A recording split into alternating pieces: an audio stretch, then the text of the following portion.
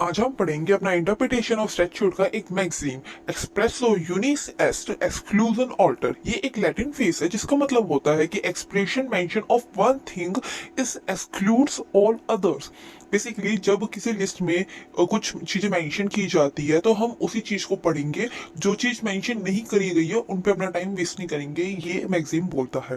This is one of the rule use in interpretation of statute. This phase indicates that item not on the list are assumed not to be covered by the state. Simple सी बात है भाई, जो जो item हमारी list के अंदर mention नहीं है हम उनको कवर अप करके अपना टाइम क्यों बर्बाद करें। अगर इसका एक एग्जांपल देखिए, if a rule law says each citizen is entitled to vote, it means that not people who are not citizen are not allowed to vote. Simple सी बात है, हमारा फंडामेंटल राइट बोलता है कि हम इंडिया सिटीजन के पास है वोट करने का राइट, और वो ये भी बोलता है कि जो पर्सन इंडिया के नहीं है उनके पास वोट करने का कोई राइट नहीं है।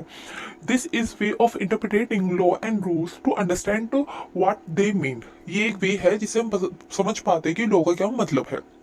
However, it is not always true, and it depends on the context of the situation. Sometimes mentioning one thing doesn't mean you are excluding other things. This phrase is sometimes used in court to help judge understand what a law or and a rule means. कभी कभी ऐसा होता है कि कुछ list में कुछ चीज मेंशन करनी रह जाती है, तो ऐसी सिचुएशन में हम ये नहीं कह सकते कि जो चीज मेंशन नहीं करी गई है उसको हम नहीं पढ़ सकते। तो ये जो कॉन्फ्लिक्ट्स वगैरह निकल के आते हैं उस टाइम पे ये कोर्ट इस मैगजीन को पढ़ता है और फिर बताता है कि जो चीज मेंशन नहीं करी गई है वो सही है या नहीं, और अपना जजमेंट देता है उसके अकॉर्डिंग।